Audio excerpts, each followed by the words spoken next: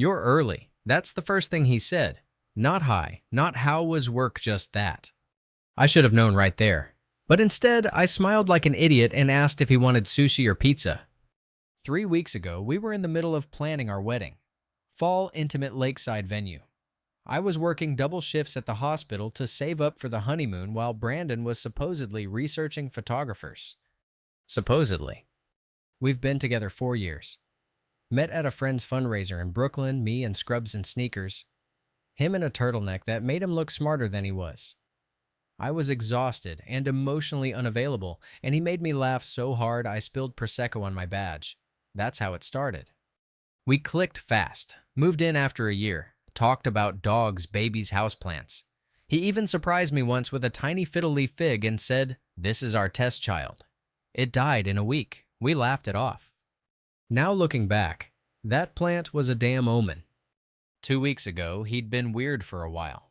You know when someone starts pulling away in tiny ways that are almost invisible unless you're looking for them. Like not texting as much, zoning out during dinner, making vague excuses like work's crazy this week when you suggest a walk. Those things. But I brushed it off. Wedding stress, right? Normal. Until one night we were playing this dumb TikTok card game with friends, answer or take a shot kind of deal, and someone asked, if you could relive one past relationship, which would it be? Without missing a beat, Brandon says, Rachel, probably. I swear the room went dead silent. Rachel, his ex from college, the one who cheated on him and left him spiraling into therapy. He tried to laugh it off with a, not that I'd actually do it, it was just formative. Formative, dude, what is this a freaking AP Lit essay? I didn't say anything. Didn't want to make a scene. But something twisted in my gut and just stayed there. Last week, Friday night, I came home early from the hospital, still smelling like antiseptic and half a panic attack. I was planning to surprise him. Thought maybe we could talk, reconnect. He was on the couch with his laptop open, just staring, not typing, not working, not even pretending. I walked in and said, hey babe, I'm home. And he goes, you're early. Like that was a problem. The air felt heavy. I don't even know why I tried to pretend everything was fine, but I went to the kitchen and started pulling stuff out of the fridge. Then I asked, everything okay? He closed the laptop slowly, then looked at me with that kind of look like he'd rehearsed this speech in his head 100 times. There's something I need to talk to you about. My hands froze on the bag of spinach. Here it comes. I've been thinking a lot lately. About us. About Rachel. I laughed. Not because it was funny, but because I literally thought he was joking. Rachel, are you freaking serious? He kept going like I hadn't spoken. I feel like I need space. Time to figure out what I really want. I don't want to make the wrong decision, especially not with marriage coming up. I need clarity. Clarity. That word felt like a punch to the face. So let me get this straight, I said. You want to put our engagement on hold so you can go date your ex, the one who screwed you over. He didn't even flinch. If it doesn't work out, I'll come back, but I need to know for sure. UTF. I didn't scream. I didn't cry. I just stood there holding a container of feta cheese, wondering when the hell my life became a bad Netflix plot. Okay, I said quietly. Take your break. He blinked, like he expected me to fight, beg, make a scene. I'll stay at my sister's, he mumbled and started packing like it was just some weekend trip. I sat on the couch the whole time, didn't move, didn't even look at him. When the door finally closed behind him, I exhaled for the first time in what felt like hours. Then I did what any rational, mature woman would do in that moment. I poured a glass of wine the size of my trauma and called my best friend. Guess who's trying to redate his toxic ex while keeping me on the bench? This morning, the thing is, he really thought I'd wait. That I'd sit around and journal about my feelings, and maybe light a candle or two, and reflect. Screw that. If he wanted space, I was about to show him the full galaxy. I opened my laptop, logged into our wedding planning portal, and canceled every damn thing. Venue gone. Photographer refund requested. Registry deleted. Then I did something I never thought I'd do. I texted my landlord. Hi, just wondering if there's still a chance to sell our lease early. Because guess what? That apartment we shared, I signed for it solo while he was still figuring out his crypto career. It was always mine. And I wasn't about to let it be his backup plan. I didn't sleep that night. I sat on the couch, legs tucked under me, wine glass, untouched on the table, just numb. My phone buzzed a few times, group chat memes, one "you okay" from a coworker I barely talked to. But nothing from Brandon. And honestly, I didn't want anything from him. The part that really messed me up, it wasn't even the Rachel thing. It was the way he presented it, like I was some relationship test drive. Like we were a draft he could save before switching tabs. If it doesn't work out, I'll come back. Nah, you don't leave someone like that and come back like you forgot your keys. The next morning, I opened the closet, stared at my half-packed wedding box, the one with our Save the Dates custom Mrs. and Mr. H mugs, the Polaroid of us holding up that ridiculous "we said yes" sign, and I snapped. I dumped the whole damn thing in a trash bag. Screw it. I spent the rest of the weekend doing what I now call my reverse nesting. I cleared out his desk, dumped everything in a box labeled "for Rachel, probably." I took down our photos from the wall, kept the frames, burned the prints. I donated the books he kept, but never read the ugly striped throw blanket he insisted tied the room together. It didn't, and I deep cleaned the apartment like I was exorcising spirits. Every scrub felt like a small exorcism of bullshit. And here's where it gets petty, but I don't regret a second of it. I logged into our shared Netflix, changed the profile names to Just Emily, Ghost in Brandon, Rachel's Rebound. Then I logged him out on all devices. A few days later, I finally replied to one of my best friend Jules's messages. We grabbed coffee, and as soon as I sat down, she said, "Okay, you look composed. Scary composed." I laughed. First time I'd laughed in days. He left, said he needed clarity. So I gave it to him, starting with a trash bag and a realtor. Her eyes went wide. "Wait, you're selling the apartment?" "Damn right I am. I want new energy, new floors, new ceilings, new F*** king air." Jules just whispered iconic and took a sip of her latte. It was that night, Tuesday, I think, that I got the first text. "Brandon, hey, just checking in. Hope you're okay." Just checking in, bro, you're not the dentist. I didn't respond. Next day. "Brandon, I know this is hard. Can we maybe meet soon?" "Hardo, babe. You haven't seen Hard yet." I still didn't answer. By Friday, I'd boxed up the last of his crap and left it all at his sister's place with a sticky note. "Your Clarity called. She's not answering either." No warning, no goodbye. Just dropped it off, rang the bell, and walked away. The week after that was a blur. Between shifts at the hospital, apartment showings, and packing my life into labeled bins, I didn't have a second to overthink.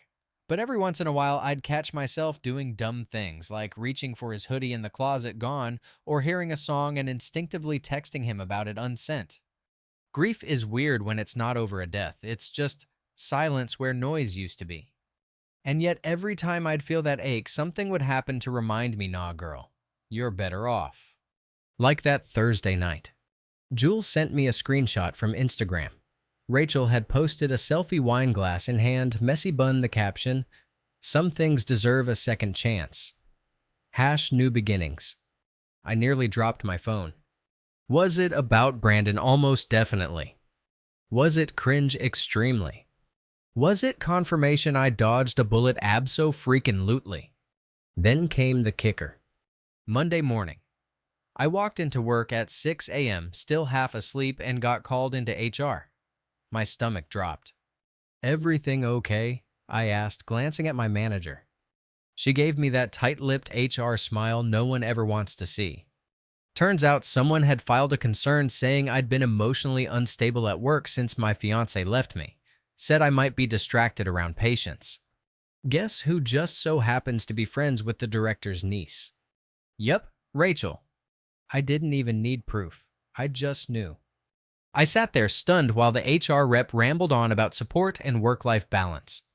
"So let me get this straight," I finally said. "I get dumped, and now I'm the liability." Silence. Noted. Thanks for the concern. I walked out of that room, pulled out my phone, and opened up a notes doc titled Brandon and Rachel Final Chapter. Let me be clear. I wasn't going to start drama. I wasn't going to destroy his life. But I was going to make damn sure he never mistook me for his backup plan again. So here's what I did.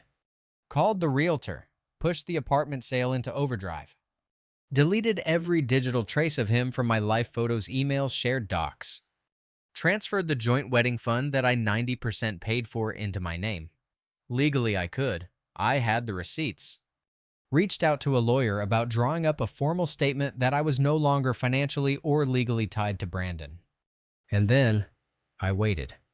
I knew it wouldn't take long. Sure enough, that Saturday, 8:23 p.m., Brandon, hey, can we talk? I stared at the screen, heart pounding, but not because I missed him. It was that weird rush you get before a final boss battle in a video game. You've leveled up, gathered your armor, and now it's just time to finish the damn quest. I replied, sure, come by tomorrow at 3. And then I smiled, poured myself some wine, and opened Zillow. Sunday, 3:00 p.m. I cleaned the apartment top to bottom that morning, not for him, but for me. I wanted it spotless, empty, clinical, like a crime scene that's already been processed and wrapped up in yellow tape. When Brandon buzzed in, I didn't even answer. I just unlocked the door and left it slightly open. He walked in slow, like he wasn't sure if he was stepping into a trap or an apology. Hey, he said, glancing around the room like he expected to find some trace of us still alive in it. Wow, it looks so different in here. I leaned against the kitchen counter, arms crossed. Yeah, it's called moving on. He gave me this weak smile like he still thought charm could buy his way back. Can we sit? Nope, say what you need to say. He looked thrown but kept going. Okay, I know this isn't easy. It hasn't been easy for me either, Em, but I've had time to think. And honestly, I made a mistake. There it was, the golden line. Rachel and I, we tried. We really did. But she hasn't changed. It was a mess. I ended it. He paused like he expected me to jump in with a comforting, oh no, babe. I didn't even blink. I realized what we had, what we still have is real, and I want that back. I want you back. Silence. I looked at him, tilted my head a little. You want me back. After you left me like a F*** in Plan B, you want to waltz in here with your sad little tale and pick up where we left off. He opened his mouth to argue, but I kept going. Let me ask you something, Brandon. What did you expect, that I'd be sitting here lighting candles and journaling just waiting for you to finish your little reunion tour? No, because that's what pisses me off the most.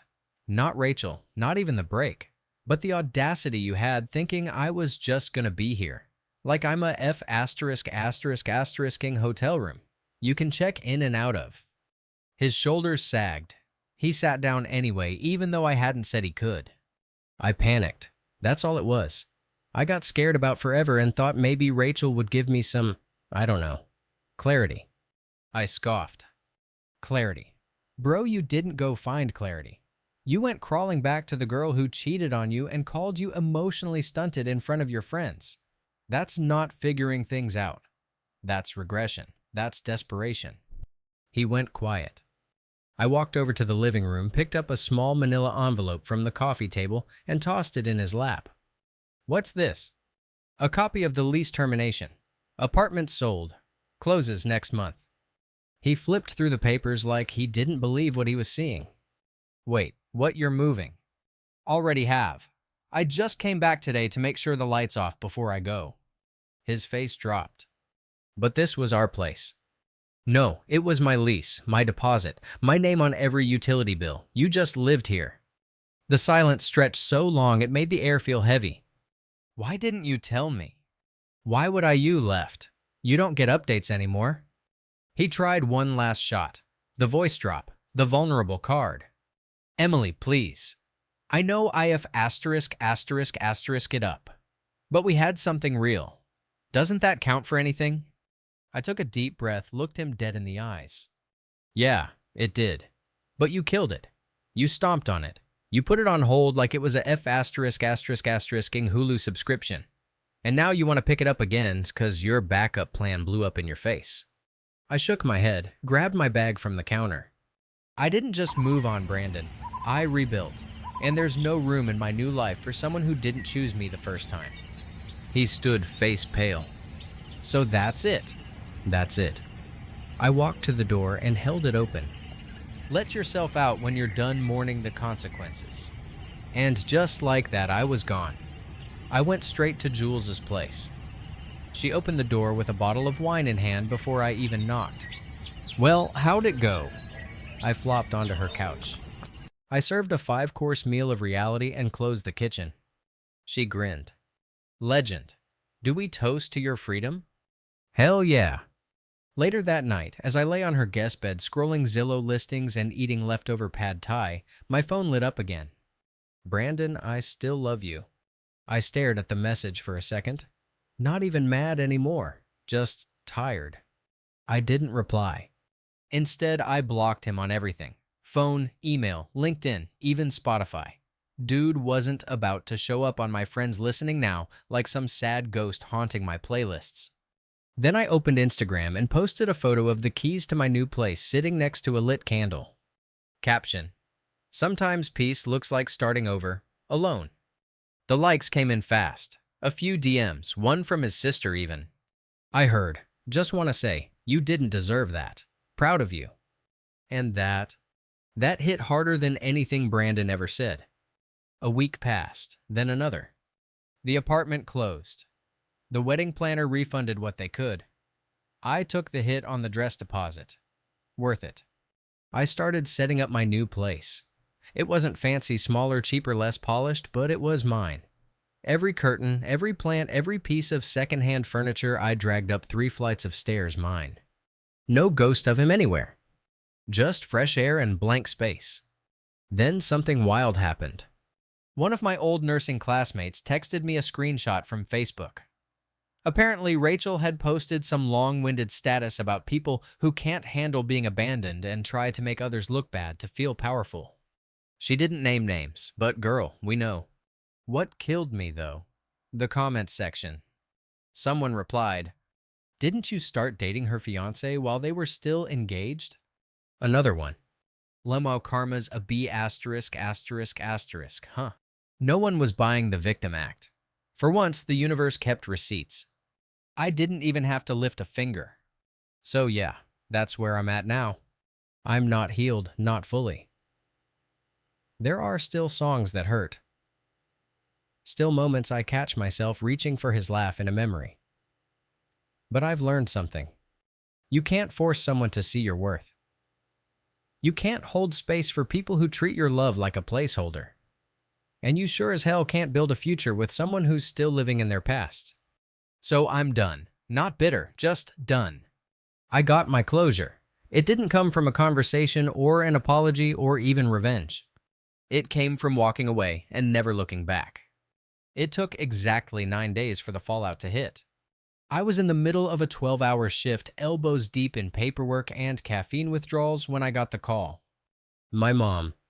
I almost didn't answer. My brain was in survival mode, but something told me this wasn't a just checking in kind of thing. Emily, she said, before I could even say hello. Why am I hearing from Aunt Linda that the wedding is off? I paused mid-step in the supply closet. Because it is, I said, and I wasn't ready to talk about it. There was a beat of silence, the kind only moms can deliver. A mix of disappointment and "I told you so," barely concealed under a tight voice. Well, Tessa's mom told Linda that Brandon is devastated and doesn't know what went wrong. That you just ended things. I could have screamed. Instead, I leaned against the wall and stared at the cracked tile floor. He's spinning it, I said flatly. He left to try things with his ex. And now that it went sideways, he's pretending he was blindsided. Classic. Well, she snapped. It doesn't look great that no one from our side even knew. People are talking, Emily. Let them. You don't get to act like it doesn't matter. Actually, I said voice cold, I do. Because none of them were around when I was picking up the pieces. She started to say something else, but I just hung up. I didn't have the energy for that guilt trip. And yeah, I knew it would make things worse, but honestly, screw it. I was tired of managing other people's feelings while mine sat bleeding in a corner. A couple days later, the work stuff started. I'd already suspected Rachel had been whispering in the right ears, but now it was obvious. A nurse I barely knew approached me in the break room with a weird, oversympathetic look. "Hey, I just wanted to say I think it's really brave what you're going through. We all heard." Heard what exactly? Then someone from admin checked in with me randomly during my charting block. And then I got flagged for a schedule review. I wasn't even mad anymore. I was just exhausted. This was the part no one talks about. The emotional hangover. When the adrenaline fades and you're left sitting in the stillness of everything that used to be your life. So I did what any rational adult woman would do. I took a day off, ordered Thai food, binge-watched trash reality TV, and wrote out a list titled, "People Who Don't Deserve an Explanation." It included Brandon, Rachel, half my extended family, Carol from admin, the internet, and while we're on the subject of people, let's talk about mutual friends. Because here's the thing, when a breakup happens, people pick sides, even if they pretend they don't. Some stayed neutral, some disappeared entirely, and a few, of course, made it weird. Like James, the guy who used to double date with us, texted me, "Hey, sorry about the drama. Hope you're doing okay. Brandon's a good guy, though. We all make mistakes." Excuse me. I responded with, "Brandon made a choice, and choices have consequences. Don't confuse the two." He left me on read. Good. Meanwhile, Jules was writing for me like an unpaid PR agent. She started shutting people down in group chats, sending memes to keep me laughing, even bought me a Clarity is for Cowards mug that became my new emotional support water bottle. She was the kind of friend you don't just need, you deserve. One night over drinks, she asked, "Do you ever think about reaching out like for closure or just to vent?" I shook my head. He doesn't get that access anymore. If he wants to know how I feel, he can ask Rachel. She's great at repeating things she doesn't understand. I spent the next few weeks rebuilding. Small things like organizing my new place, hanging fairy lights, cooking actual meals instead of surviving on coffee and stubbornness. I bought a cheap rug that didn't match anything and decided I loved it anyway. I joined a spin class and immediately regretted it, but kept going because the instructor's playlist slapped. And slowly, so slowly, I felt normal start to return. But just when I thought I'd finally crossed the emotional finish line, he showed up again. It was a Saturday. I was walking home from the farmer's market tote bag full of overpriced bread and smugness when I saw him. Brandon. Outside my building. He looked nervous, hair messy, holding his phone like it was a bomb about to go off. I almost turned around, but something in me said, "Nah, let's finish this." I walked up, expression blank. "You're stalking me now." "No, I just wanted to see you." "You could have texted." "You blocked me." "Exactly." He looked hurt. "Not my problem. I just needed to say it in person. I know I lost you. I know I don't deserve anything. But I had to try." "Try what?" "Try to fix it." I actually laughed, loud. "You can't fix this, Brandon. You're not gluing a mug back together. You broke trust. You left. You made me feel replaceable. And now that your ex turned out to be a flaming pile of regret, you want to come crawling back." He didn't respond. "Too little too late," I said. "I thought maybe we could at least talk." "We are, and it's over." I walked past him up the stairs and didn't look back. Because I meant it. That night, I lit a candle, sliced up that fancy bread, poured a glass of wine, and toasted to peace. Not revenge, not closure. Peace. Not gonna lie, it felt damn good. And even though the drama kept trying to creep back in, comments, texts, vague posts, I didn't engage. Because I'd finally learned that silence can be louder than screaming. Especially when it comes with boundaries. So if you're reading this and wondering if you should take them back, if you're waiting for an apology that makes it make sense, if you're debating between blocking or being the bigger person, let me save you the time. You don't owe anyone your patience while they sort through the wreckage they created. especially not someone who made you feel like a second option. Let them sort through the pieces of their life without you. You've got better things to build. 6 months later. If you'd told me last year that I'd be sleeping better, laughing more, and actually enjoying my own company again, I would have said you were full of shit. But here we are. The apartment's small but perfect. My plants are thriving miraculously. I've picked up weekend shifts at the clinic downtown for extra cash and started hiking again on Sundays, something I hadn't done since Brandon rolled his ankle that one time and made it everyone's problem. Life got quiet in the best way. Not boring quiet, just solid, mine. The drama had faded. Rachel had gone radio silent after a particularly messy Instagram story where she posted a Taylor Swift quote about betrayal wearing familiar faces. No tags, but come on. People stopped asking about the wedding. The group chats adjusted. The whispers slowed to a murmur. And me. I was busy healing and not giving a damn. Then came the email. Subject line Brandon Hayes. Statement and request. I saw it in my inbox and almost deleted it on sight. But curiosity won. Inside was a formal-looking PDF. He'd written a letter. Like an actual Word doc letter. Times New Roman and everything, pages long. It started with, Emily, I don't know if you'll read this, but I needed to write it. I won't bore you with the full thing. It was the usual combo of apology, self-reflection, therapy buzzwords, and half-baked accountability. But one sentence stood out. I still believe we were meant to be, and I want to show you, not just tell you. There's something I planned. I hope you'll come. Below that, a date, a location, an invitation to some open mic event he was apparently hosting as part of a local community thing.